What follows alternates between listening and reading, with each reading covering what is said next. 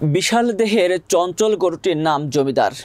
৬৮০ KG ওজনের এই গরুটি সিন্ধি বাহমার জাতের ষাঁড়ের দাম হাঁকানো হচ্ছে ৬ লক্ষ টাকা।